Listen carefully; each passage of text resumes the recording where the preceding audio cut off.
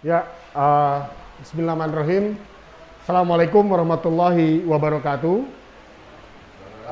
Selamat siang, salam sejahtera bagi kita semua.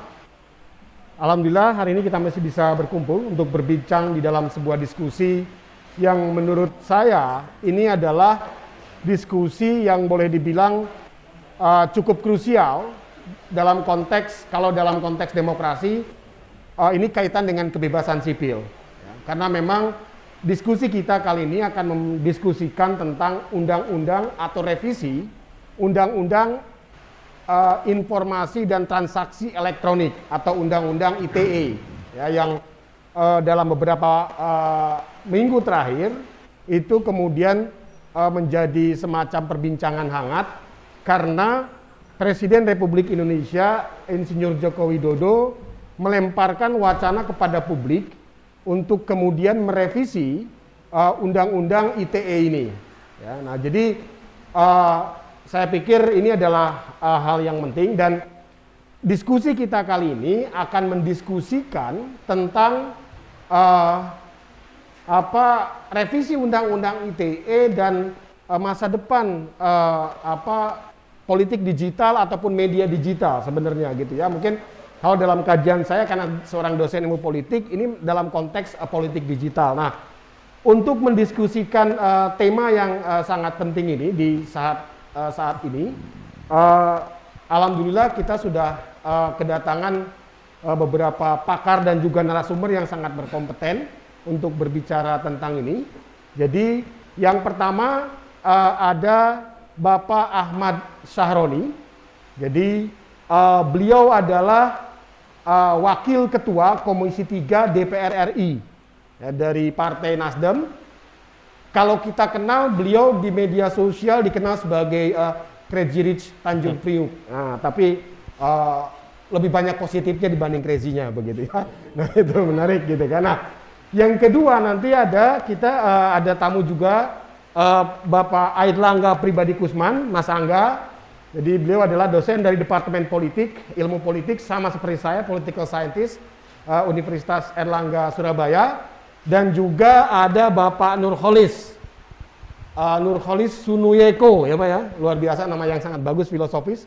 Beliau adalah rektor dari IKIP Budi Utomo, ya, Malang. Nah, satu lagi secara virtual nanti kita juga akan diskusi dengan Bapak Sabto. Beliau adalah founder dari Tirto ID. Ya, kita sudah tahu salah satu media online yang juga cukup leading lah, ya, ratingnya hebat begitu ya. Nah, untuk memulai diskusi kita ya Pak Sabto, mudah-mudahan semua kondisi sehat di sana Pak ya. Alhamdulillah. Ya, kita akan mulai dulu dari Pak Ahmad Sahroni terkait karena beliau legislator ya, beliau orang yang terlibat di dalam proses-proses legislasi tentu punya informasi yang lebih baik dibanding kita ya. Kalau dalam bahasa orang dalam lah gitu kan. Karena posisinya di Jakarta, informasi jauh lebih banyak. Kemudian juga beliau juga tentunya karena memang bagian dari pembuat undang-undang. Nah, memang wacana ini dilemparkan oleh Presiden, artinya eksekutif, ya. Kalau kita baca di media bahwa Presiden sudah membentuk tim lewat Menko Polhukam untuk kira-kira pasal-pasal mana yang akan direvisi, begitu ya. Nah, untuk kesempatan pertama, saya akan meminta pendapat atau komentar dari Pak Ahmad Sahroni terkait dengan sebenarnya bagi DPR sendiri, terutama bagi DPR, urgensi dari revisi Undang-Undang ITE itu sebenarnya bagaimana, Pak? Terima kasih, selamat siang, Assalamualaikum warahmatullahi wabarakatuh. Menarik karena Pak Presiden yang pertama mengutarakan untuk merevisi undang-undang yang dianggap multitafsir. Tapi di sisi lain ini sebenarnya sangatlah bagus. Ngomong urgensi, tidak urgensi karena yang pelaku pelaksana adalah pihak kepolisian. Kepolisian bagaimana bisa menafsirkan antara pelapor dan terlapor tentang pidana undang-undang ITE ini, bagaimana memaknainya. Terkadang pelaporan didasarkan dengan undang-undang ITE itu banyak dimanfaatkan oleh pihak orang yang berkuasa, dan terkadang orang yang pengen memenjarakan atau mempidanakan orang lain dengan sangat mudahnya pakai undang-undang ITE ini. Ya. Nah, dalam kurun berapa hari ada isu bahwa presiden menarik untuk tidak menjadi revisi. Tapi karena Kapolri sudah mengeluarkan telegram tentang undang-undang yang menafsirkan salah tafsir, maka ini menjadi isu di DPR dalam kaitannya merevisi. Nah, merevisi undang-undang ITE ini adanya di Komisi 1 yang langsung keterkaitan dengan undang-undang Kominfo sendiri. Pelaksana di lapangan tentang undang-undang ITE ini adalah Komisi Hukum, yaitu Komisi 3 yang saya tempati. Maka kalau sinergi antara Komisi 1 dan Komisi 3 tidak bersamaan untuk merevisi undang-undang tersebut tentang fakta di lapangan, ini berat. Karena nanti hanya Komisi 1 yang melaksanakan revisi tanpa melibatkan ahli dan melibatkan Komisi 3, sia-sia saja. Nah, ini akan menjadi dinamika baru pada saat masa reses yang akan datang. Masa sidang yang akan datang tanggal 8 Maret. Kita berharap ini menjadi satu agenda yang menjadi agenda prioritas. Bagaimana tentang undang-undang ITE ini bisa segera dirampungkan, mana aja undang-undang atau ayat-ayat yang multitafsir yang dianggap karet tersebut. Ya. Jadi sifatnya DPR saat ini masih menunggu gitu ya? Masih menunggu ya. Nah, mungkin sedikit lagi Pak Sahroni, kalau dari sisi ini, misalkan kan tadi ini apakah antara Komisi 1 atau Komisi 3 begitu kan? Nah, tapi kalau titik tekan dari keinginan Presiden yang bicara tentang masalah multitafsir, itu sebenarnya lebih tepat dalam konteks Komisi 3 kan, konteks hukum ya. Oke, saya pikir kita akan ke Mas Angga nih setelah ini ya, terkait dengan revisi ini. Nah, kalau menurut Mas Angga nih, kira-kira sebenarnya sebagai seorang political scientist atau sebagai yang biasa mengamati bagaimana juga proses legislasi, itu kira-kira sebenarnya bagi kita sebagai rakyat di bawah gitu ya, yang krusial penting untuk kira-kira direvisi dari undang-undang ITE itu apa sebenarnya? Kalau memang itu penting direvisi begitu. Iya, ini saya pikir penting untuk merehabilitasi demokrasi kita, karena kalau kita lihat misalnya ada data dari SafeNet yang memantau tentang kebebasan berekspresi dalam konteks digital, di mana kita melihat bahwa ada sekitar 381 kasus dari korban undang-undang ITE ini. Nah, terus kemudian kalau kita melihat dari laporan Freedom House yang berjalan, kalau kita lihat trennya dari 2018 sampai 2020, itu kita melihat bahwa dalam indeks 0 sampai 100 angkanya itu terus turun. 2018 misalnya angkanya pada angka 0,54. Terus kemudian 2019 itu turun ke 51. 2020 turun ke 49. Nah, di sini yang paling penting adalah bagaimana paradigma demokrasi itu menjadi poin utama dalam perubahan revisi undang-undang tersebut. Kalau kita hanya melakukan perubahan hanya dalam konteks misalnya hal-hal yang sifatnya teknikal atau sifatnya parsial, itu tidak akan memberikan kontribusi yang penting dalam penguatan demokrasi kita. Nah, di sini kemudian kita melihat tentang penguatan demokrasi, apa yang menjadi fondasi paradigmatik. Paradigmatik itu dalam artian bahwa apakah undang-undang ITE ini digunakan untuk memberikan perlindungan terhadap warga negara terkait dengan kebebasan berpendapat dia, kebebasan berpartisipasi dalam ruang politik, kebebasan-kebebasan individual yang lainnya, atau sebaliknya, bahwa Undang-Undang ITE ini kemudian dibuat atau direvisi untuk melindungi elit politik dari partisipasi dan kritik-kritik berbasis pada suara-suara kritis dari warga. Nah, itu penting.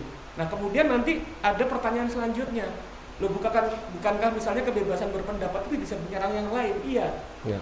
Itu juga harus dilindungi dalam konteks bahwa kita harus menekankan penting bagaimana secara presisi mendefinisikan yang disebut sebagai hate speech. Hate speech. Nah, jadi kebebasan itu kemudian koridornya adalah ketika tidak menyentuh hate speech. Apa itu hate speech? Hate speech itu misalnya dengan perbincangan publik yang mendorong atau memprovokasi kelompok untuk melakukan tindak kekerasan atau diskriminasi terhadap kelompok lain berdasarkan pada identitasnya, berdasarkan warna kulitnya, berdasarkan pada sukunya, berdasarkan pada agamanya, dan lain sebagainya. Itu baru layak itu gitu ya? Nah, itu fondamen itu dulu, prinsip berdemokrasi itu dulu untuk melindungi warga dalam politik kewargaan yang menjadi titik tekan utama dalam revisi itu. Tanpa mempertimbangkan itu, maka saya pikir revisi Undang-Undang ITE ini bisa jadi mubazir. Demikian Mas Rizky. Oke. Sangat lengkap, perspektifnya clear gitu kan dari perspektif demokrasi. Nah, saya beralih ke Pak Rektor ini, Pak Nurholis. Kira-kira kalau menurut Pak Rektor sebenarnya pada sisi mana kalau memang undang-undang ini harus direvisi sebenarnya? Sebelum itu, persoalan bagi kami, terutama yang saya ketahui, baik itu dari mahasiswa, direvisi atau tidak revisi itu sebenarnya nggak ada persoalan. Nggak ada persoalan. Sepanjang saya ingat benar kalau dia katakan Pak Erlangga bahwa demokrasi itu memang untuk orang berakal. Kalau masyarakat itu belum akalnya itu atau reasonnya belum bagus tentang situasi dunia, tentang situasi apapun, maka sebetulnya demokrasi itu memang harus difikirkan terlebih dahulu. Sistemnya itu dipikirkan terlebih dahulu, yang memang itu memerlukan pemikiran yang sangat lebih mendalam. Jadi fundamen demokrasinya dulu gitu ya? Fundamen demokrasinya dulu itu harus pakai akal dulu. Dan demokrasi itu hanya untuk orang berakal. Tidak bisa demokrasi untuk orang emosional. Tidak bisa demokrasi itu untuk orang-orang partisan dan sebagainya. Nah, karena itu undang-undang IT ini sebenarnya sumber utamanya adalah karena ada selalu sistem demokrasi itu selalu membawa ke arah rivalitas. Begitu ke arah rivalitas, kalau itu disertai dengan emosional, maka yang terjadi pasti itu entah itu pelecehan individual, pelecehan kelompok dan sebagainya itu. Nah, bagi kami tafsir yang semacam itulah yang harus dibenahi. Ketika seseorang itu punya akal, yang kedua seseorang itu punya moral, kemudian berlandaskan jelas Pancasila, pasti itu semuanya akan beres. Kalau itu dijalankan. Persoalannya bahwa memang sistem demokrasi yang kita lakukan ini ada selalu membawa rivalitas. Dan rivalitas itu selalu menghilangkan toleransi. Begitu toleransi ini hilang, maka yang terjadi adalah ini masih soal informasi, belum lagi soal transaksi elektronik. Nah, sebetulnya saya ingat dulu ketika siapa dulu yang menggagas Pak Menkominfo-nya Pak Tevfik Sembiring ya. Pak itu maunya itu lebih pada condong pada tentang transaksi elektronik. Bukan persoalan informasi, bukan persoalan yang kaitannya dengan itu. Karena itu sesungguhnya di bawah itu sepanjang ini moral toleransi terjaga, maka itu undang-undang IT itu enggak sangat. Ya. Oke. Makanya kami tidak diperbaiki mau direvisi mau tidak pun menggunakan itu, yang penting adalah yang menafsirkan ini yang harus punya akal dan punya moral. Sepanjang dia punya akal dan punya moral, maka tafsir ini akan ke arah kebijaksanaan. Jadi tafsirnya tidak di-drive tafsir politik begitu ya? Oke, terima kasih Pak. Artinya karena tadi memang kan DPR ini kan apa istilahnya menunggu gitu kan guliran bola dari pemerintah, karena memang yang mendorong wacana ini pemerintah, meskipun sebenarnya di masyarakat sendiri kan saat ini sudah banyak memang dari awal yang mengeluhkan tentang orang bisa saling lapor karena undang-undang ini, misalkan karena kita lihat misalkan beberapa kasus terakhir misalkan yang memang itu dikatakan tadi kalau menurut Mas Angga memang tidak semua sebenarnya yang ada di dalam dibawa ke ranah hukum itu adalah hate speech gitu kan, ada juga yang memang sebenarnya ya itu bagian dari ekspresi berpendapat begitu kan. Nah, apakah mungkin saya sedikit ke Mas Angga lagi nih. Kira-kira sebenarnya apakah memang begitu? Kira-kira ada korelasi antara penurunan indeks kebebasan sipil kita, terutama kebebasan berpendapat, kemudian dikaitkan dengan undang-undang ITE ini memang ada linknya sebenarnya, ada relasinya sebenarnya. Iya, memang kalau kita ngelihat secara garis besar, indeks demokrasi dalam Freedom House ini kan turun terus. Ya. Turun terus, dan salah satu indikator dari penurunan itu adalah internet freedom. Oke, internet freedom. Iya, internet freedom. Nah, di sini kita harus benar-benar melihat itu sebagai suatu yang krusial dalam undang-undang ITE. Karena apa? Karena memang beberapa pasal dari undang-undang ITE itu bisa dikatakan sebagai pasal karet. Misalnya itu pasal 27 ayat 3 ini saya mencatat ya misalnya. Di mana yang mengatur terkait dengan defamasi. Atau misalnya nama baik. Ya, pencemaran nama baik ya. Pencemaran nama baik ya. Pencemaran nama baik. Nah, di sini kita harus benar-benar definisikan dengan jelas. Apa itu kemudian pencemaran itu memang terkait dengan hate speech yang memang harus diatur dalam hukum, dalam undang-undang. Atau itu sebenarnya bukan pencemaran nama baik, tapi tadi seperti diutarakan Mas Wawan, artikulasi dari kebebasan berpendapat dan uraian tentang pentingnya bagaimana memperjuangkan hak-hak politik dan sosial. Misalnya begini, saya kasih contoh, misalnya ada sekarang tuh yang namanya paguyuban korban ITE. Sampai ada paguyubannya ya? Ada paguyubannya, karena saking banyaknya nih tadi saya misalnya mendaftar 381 korban dari itu. Di situ kemudian dijelaskan bahwa dari pengakuan dan kesaksian korban itu sebagian besar yang mereka kena terjerat undang-undang ITE itu bukan karena mereka ujaran publik yang memprovokasi orang untuk bertindak kejahatan atau bertindak kekerasan, diskriminasi terhadap kelompok lain berdasarkan latar belakang budayanya. Tapi karena apa? Karena mereka memperjuangkan haknya. Misalnya hak sosial. Itu terkait dengan contoh dalam hubungan relasi antara buruh dan majikan. Ketika kemudian buruh itu kemudian secara sepihak mengalami PHK, maka beberapa kalangan buruh itu kadang-kadang mereka menulis di Facebook atau di Twitter atau di media sosialnya. Nah, kemudian oleh pihak majikan itu kemudian dipersoalkan ya. Akan saya laporkan. Sehingga kemudian negosiasi dari itu adalah buruh tidak lagi menuntut haknya yang dicederai, tapi kemudian laporan dicabut. Nah, itu kan salah satu problem. Bagaimana upaya-upaya ketidakadilan itu kemudian dibenarkan, dimanfaatkan dengan menggunakan undang-undang ITE. Contoh satu. Contoh dua misalnya. Ya, kasus Prita itu ya dulu ya. Iya. Kasus Prita di rumah sakit yang Iya, Prita seperti itu. Itu Prita kan Mulyasari. Iya. Kemudian juga ketika misalnya ada kalangan aktivis pro demokrasi segala macam melaporkan tentang isu korupsi. Nah, kemudian secara sepihak tiba-tiba nggak tahu gimana ada kemudian unsur dari masyarakat yang melaporkan itu. Karena pasalnya itu kemudian pasal karet sehingga mudah terjerat. Nah, itu yang saya bilang bahwa pertama, perlindungan terhadap hak-hak warga itu harus menjadi prinsip utama dari revisi Undang-Undang ITE.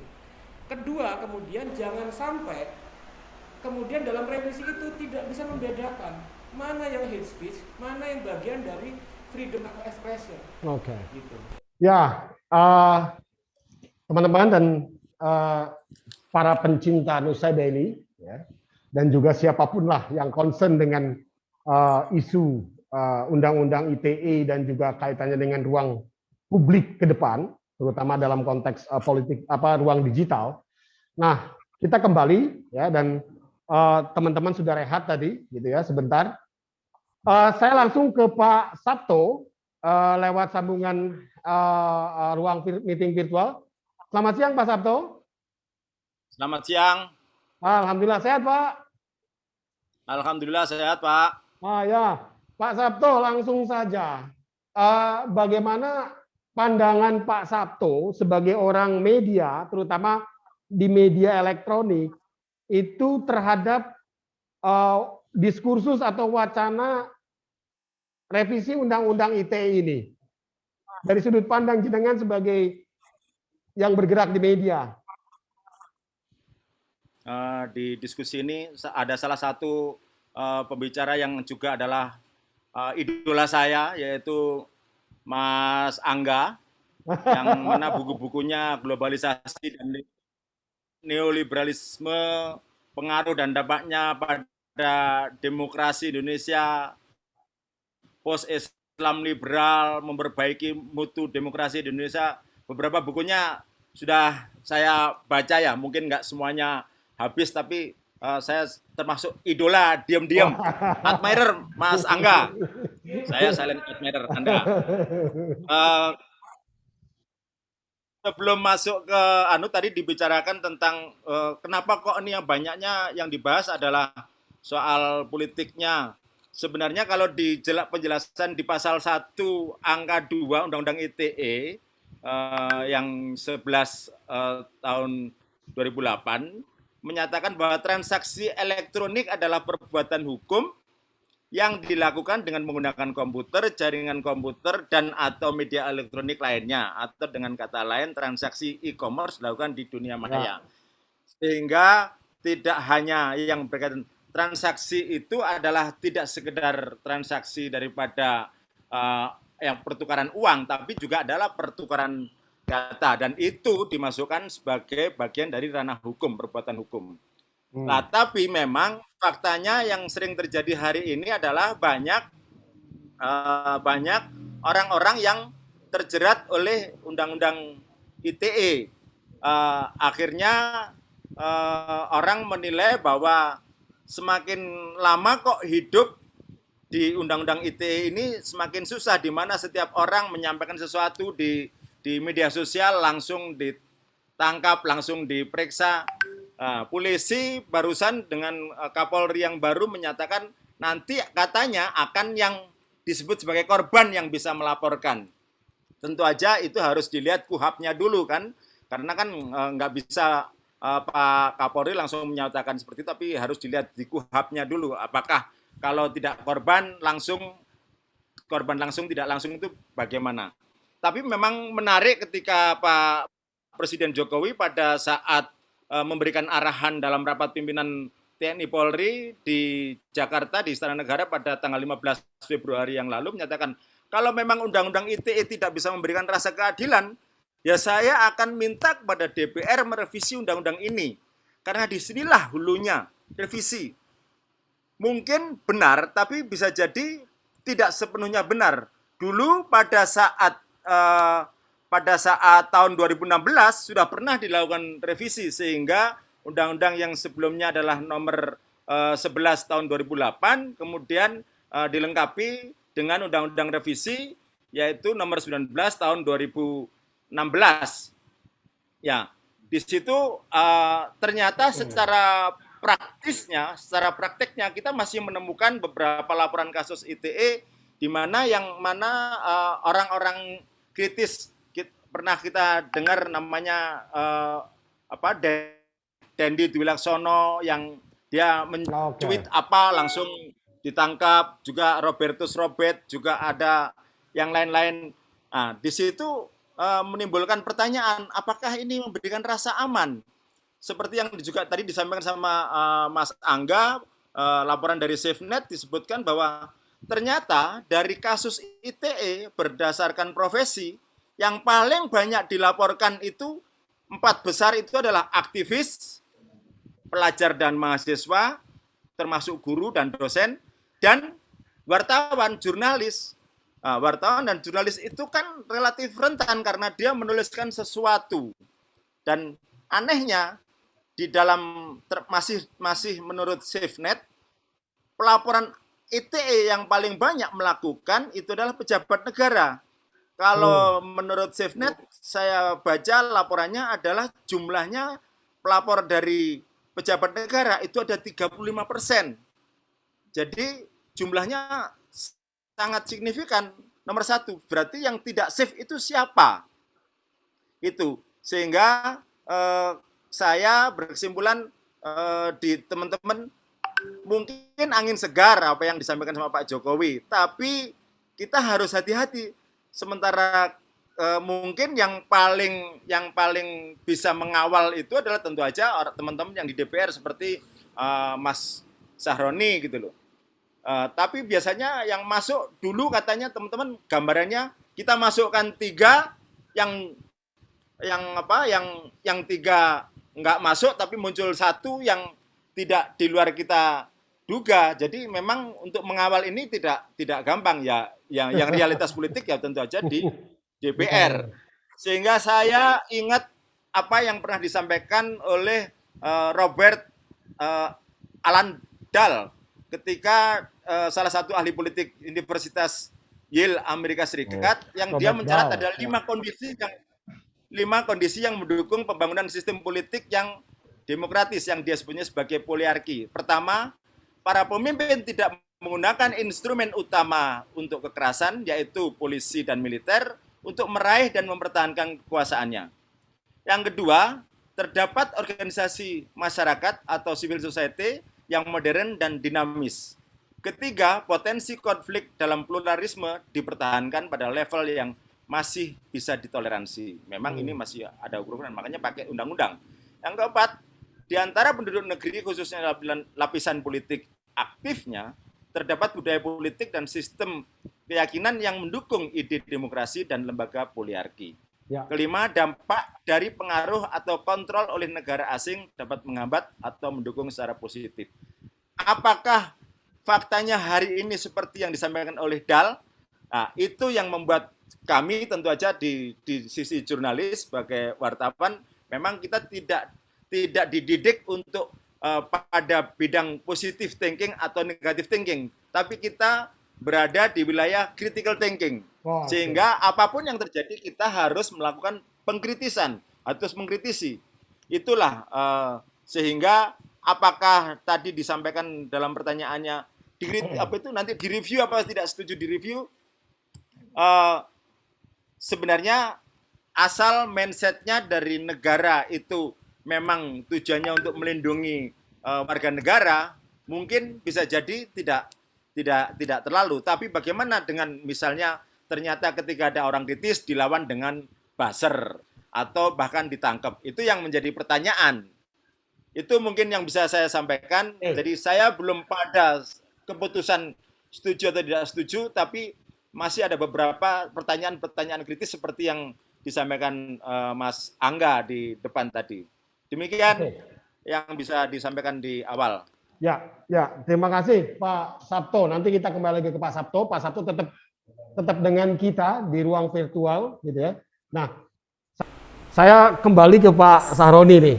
Jadi terkait dengan tadi, gitu kan sebenarnya kan ternyata yang menjadi krusial itu bukan sekedar ini ya, bukan sekedar kaitannya dengan informasi, tetapi juga dengan transaksi elektronik, gitu kan. Jadi kan kalau yang selama ini banyak dipersoalkan kan soal informasi, pembungkaman dan sebagainya, gitu kan. Tetapi juga kayak sekarang kaitannya dengan Google, pajaknya seperti apa dan sebagainya juga. Nah, kira-kira kalau aspirasi itu yang masuk ke DPR, kira-kira selama ini apa ada nggak ya terkait dengan undang-undang ITE itu yang mempersoalkan masalah transaksi begitu?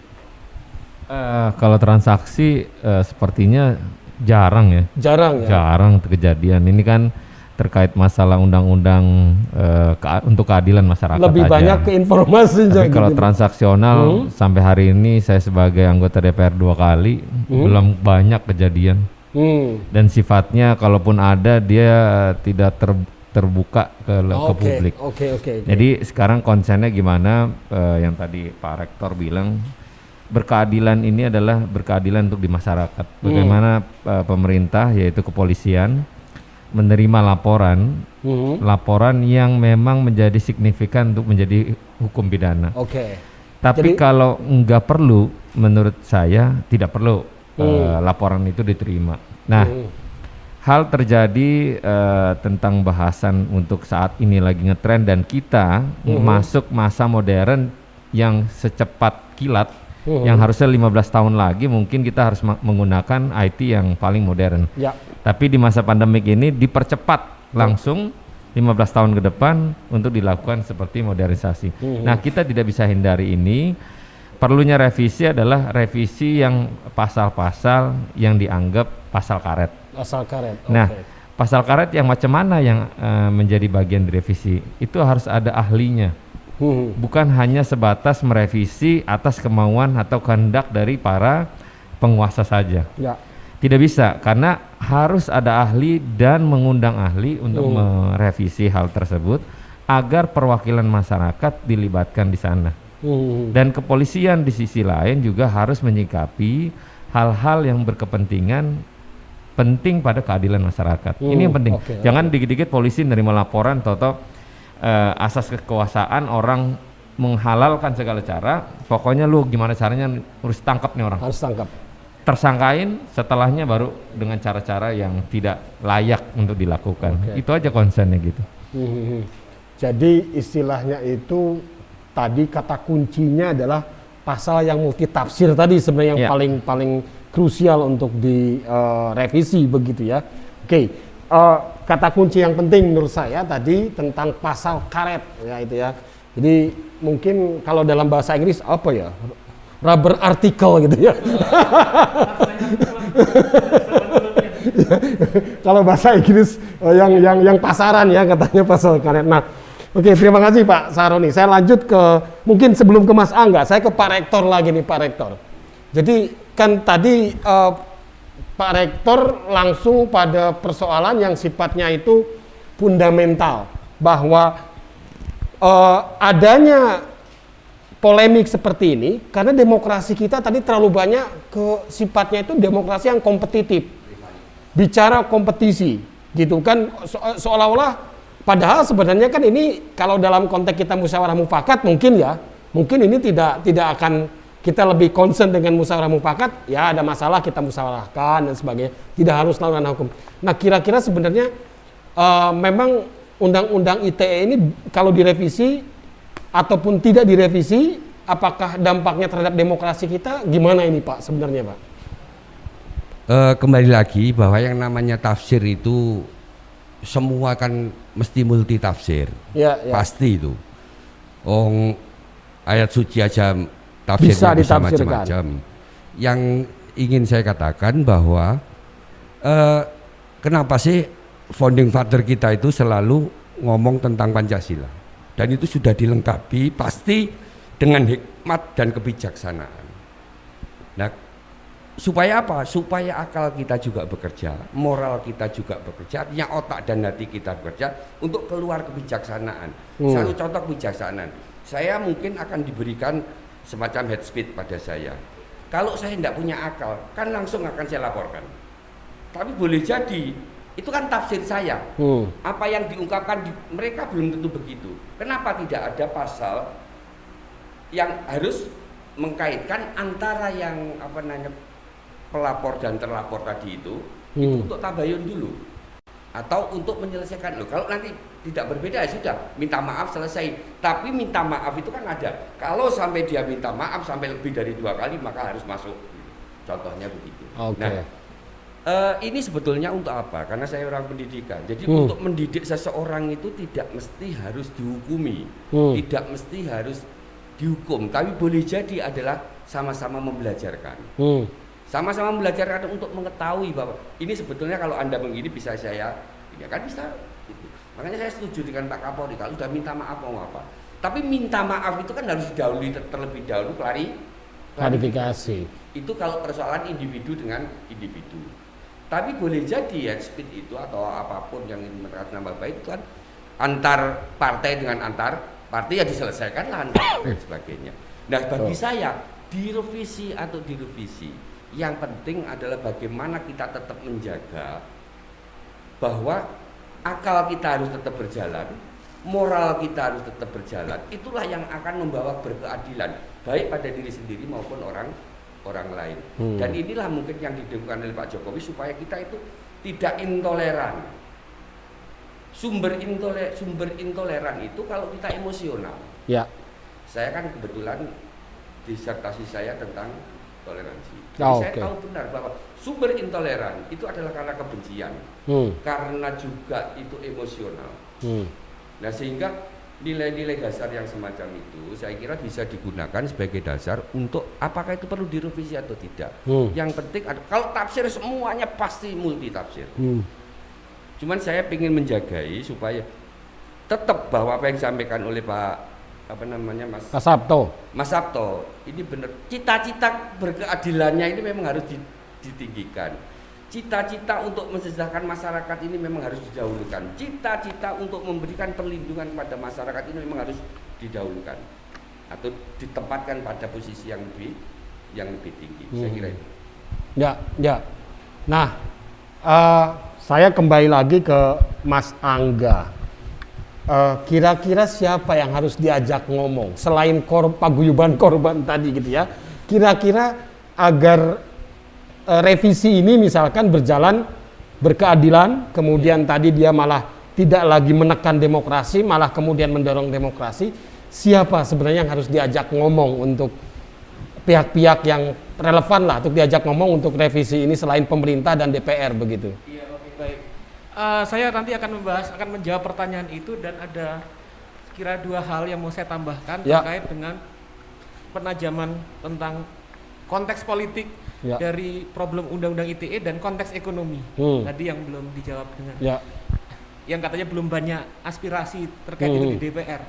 Pertama, bahwa kalau kita melihat pada task force ya yang baru dibuat sama Menko Polhukam ya, kalau tidak salah, itu kemarin itu kalau kita baca cermati satu persatu, anggota-anggota dari task force itu sama sekali tidak melibatkan unsur masyarakat sipil. Oke, civil society Civil gak ada. society dan kalangan akademisi yang paham betul, yang mereka bertahun-tahun melakukan advokasi terhadap isu-isu tentang pelanggaran kebebasan berekspresi, terus kemudian korban tentang hate speech segala macam, itu belum diajak ngomong. Sehingga kemudian tadi yang saya takutkan, jangan-jangan revisi undang-undang ITE ini jadi mubazir karena tidak ada perubahan paradigmatik terkait dengan bagaimana memaknai undang-undang ITE ini.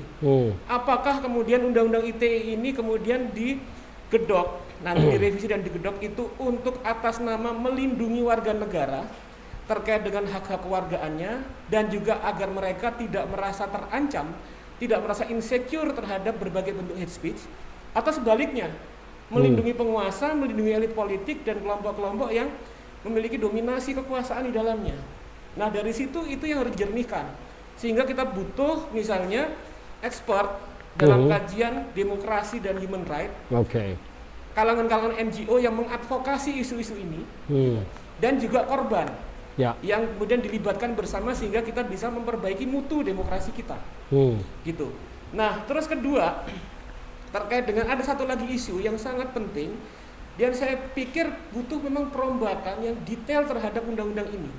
Kalau tadi saya menggunakan istilah hate speech, ada lagi istilah hate spin. Hate spin.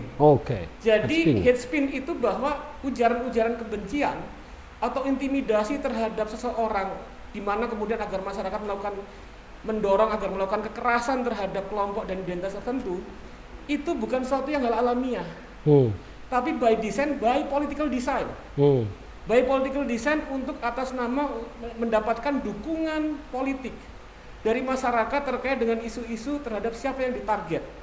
Nah, dari situ maka penting undang-undang agar kemudian hal seperti ini tidak berlangsung.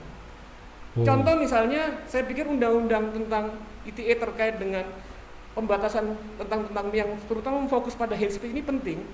Kalau kita melihat demokrasi advance di Amerika, tidak ada undang-undang yang mengatur itu. Apa yang terjadi? Orang rasis seperti Donald Trump bisa menjadi presiden, dapatkan dukungan dari kelompok-kelompok rasis. Nah, hal ini yang pikir penting agar demokrasi tidak menjadi sekedar menjelek-jelekan orang. Karena demokrasi itu fondasinya 2, selain elektoral, dia ada yang disebut sebagai civic culture, budaya civic, budaya berkeadaban itu ya.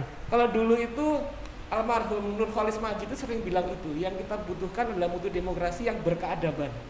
Nah, adab ini yang menjadi penting, yang juga tidak dibangun selain melalui edukasi, juga melalui hukum.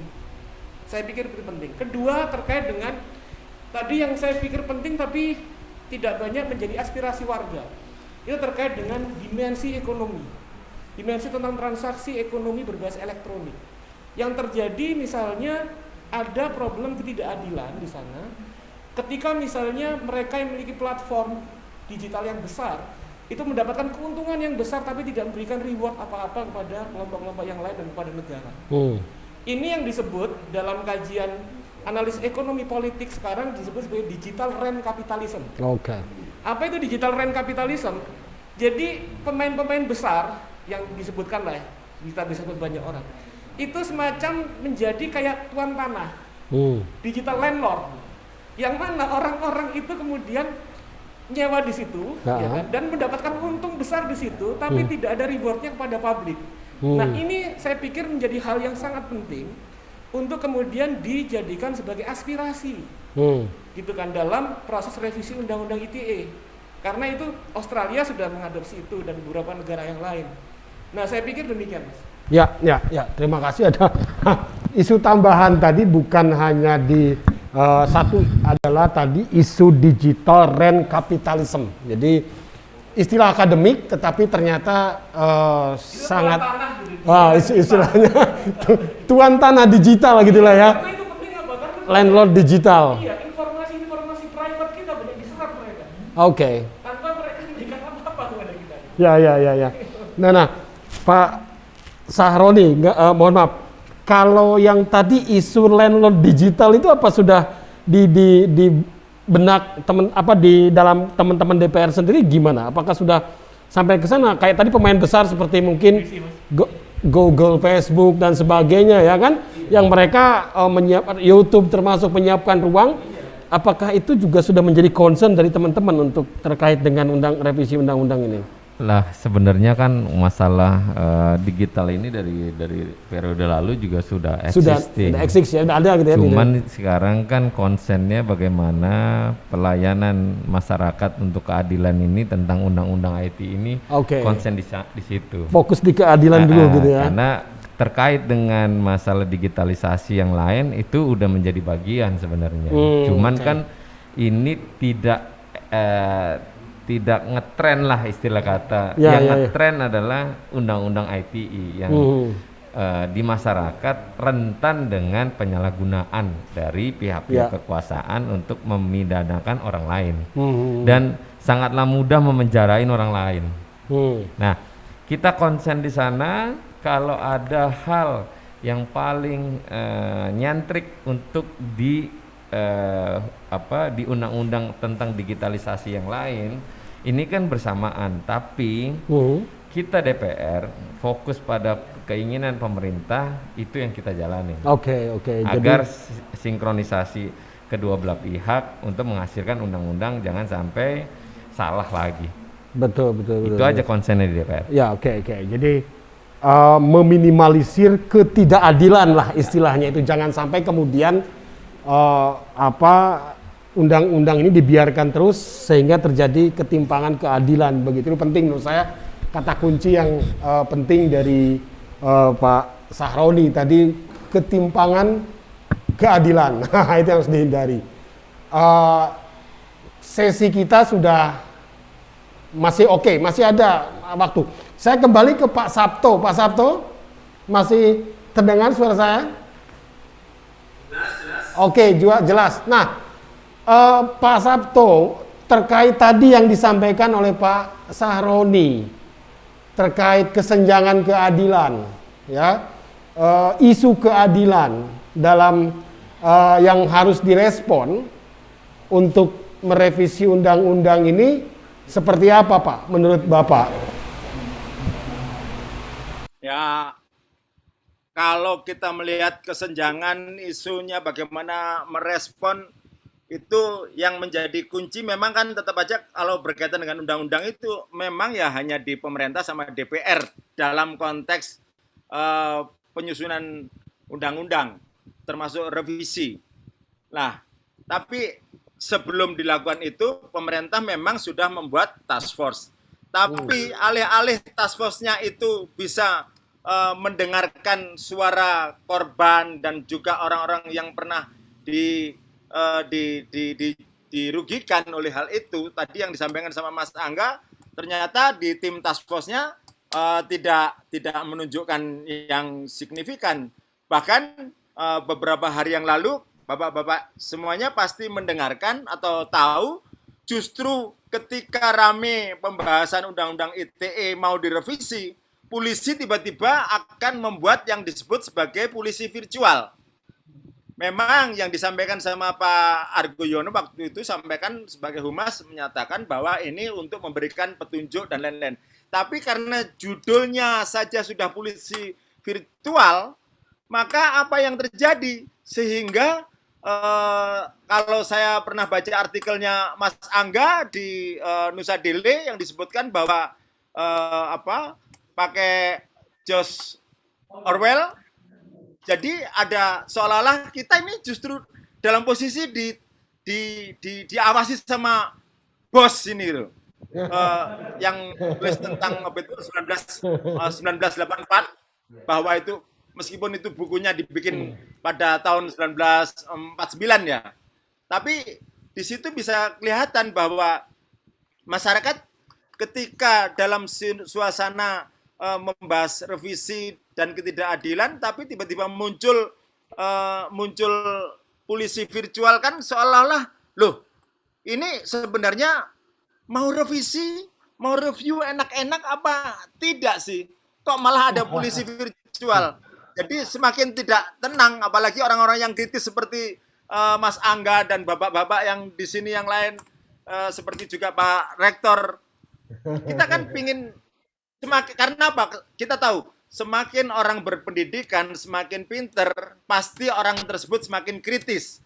Lah, bagaimana orang penguasa dalam hal ini melihat orang kritis itu adalah bagian orang yang memberikan masukan positif atau orang yang mengancam? Jangan-jangan yang tidak secure ini bukan masyarakat, dari pemerintahnya sendiri atau dari penguasanya sendiri insecure. Nah, caranya yaitu bikin, mohon maaf, ada yang bikin buzzer, ada yang bikin itu. Jadi ini harus clear bener. Kita perlu juga ngecek sebenarnya pemerintah ini insecure atau tidak sih, karena itu akan sangat mempengaruhi outputnya. Begitu yang bisa disampaikan, Mas Wawan. Oke, terima kasih Pak Sabto. Karena waktu kita hanya tersisa 8-10 menit lagi, jadi tadi yang mohon maaf yang disampaikan Pak Sabto itu beliau juga sebagai closing statement lah buat beliau gitu. Tapi saya pikir poinnya sangat penting tadi, karena apakah kita nih harus secure atau insecure tadi dengan situasi ini gitu ya, itu risikonya. Nah, mungkin karena waktu kita akan habis, kita mulai dari Pak Rektor dulu. Kira-kira Pak Rektor, closing statement Anda apa terkait dengan revisi Undang-Undang ITE ini? Saya selalu berbicara dua hal. Kita itu mau membenahi sistem atau mau membenahi human-nya, mau membenahi orangnya. Saya kira soal sistem ini, soal undang-undang dan sebagainya, ini juga tergantung yang megang undang-undang. Ya. Kalau yang megang undang-undang ini adalah seperti yang saya katakan tadi itu, selalu bijaksana, maka ini persoalan sistem bisa selesai. Tapi kalau sistemnya ini, makanya saya tetap aja ngomong bahwa mau direvisi atau tidak direvisi ini bukan persoalan. Yang perlu kita benahi sekarang di Indonesia itu adalah soal human-nya, sumber dayanya. Kalau sumber daya ini benar, dasarnya benar, kuat dan sebagainya, maka ini akan jalan dengan sendirinya. Dia harus mempunyai hikmat dan kebijaksanaan, yang itu berarti pedoman berkeadilan dan juga selalu membela rakyat. Ini selalu dinomorsatukan, maka itu akan selesai semua. Ini dari sisi fundamental. Kalau soal teknis-teknis saya kira Pak Angga paham betul soal undang-undang. Terus terang aja sampai sekarang saya enggak pernah baca undang-undang. Yang penting saya jaga perilaku saya aja. Tidak menyakitkan orang, tidak menjadikan orang benci sama saya. Itu aja yang penting bagi saya. Diatur undang-undang atau tidak, yang penting saya berperilaku baik. Itu aja saya kira. Jadi sisi etis penting gitu ya dari Pak Rektor, kata terakhir. Silakan Mas Angga, mungkin ada hal penting terakhir yang bisa disampaikan. Iya, yang paling penting saya mengulangi kembali bahwa revisi Undang-Undang ITE ini harus berangkat dari fondasi paradigmatik dan filosofis yang jelas. Bahwa revisi itu nanti benar-benar melindungi warga negara sehingga mereka bisa menjalankan hak-hak mereka sebagai warga secara politik, sosial, dan ekonomi. Gitu, yang mana di dalamnya tidak kemudian rentan dikriminalisasi, kemudian mengalami diskriminasi dan lain sebagainya. Gitu. Dan kedua, ada hal-hal yang penting bahwa demokrasi dan civic liberties itu berjalan beriringan agar demokrasi kita beradab. Dalam konteks ini, maka Undang-Undang ITE revisinya itu juga harus mempertimbangkan beberapa hal yang penting. Pertama yaitu benar-benar paham bisa menghindari terjadinya hate speech. Bisa kemudian meminimalisir terjadinya hate spin, ya kan?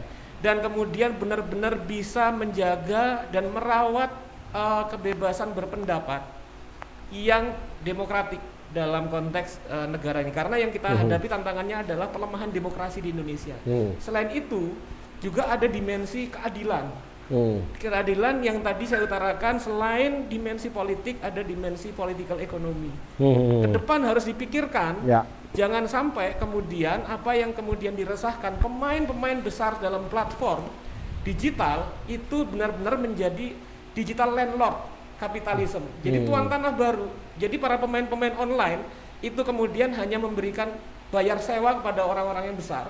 Dan pemain-pemain besar tidak memberikan kontribusi apapun terhadap negara, kepada terhadap publik. negara dan terhadap publik, gitu kan. Nah, ini jangan sampai itu. Ini yang saya bilang terjadinya apa yang disebut sebagai digital rent capitalism.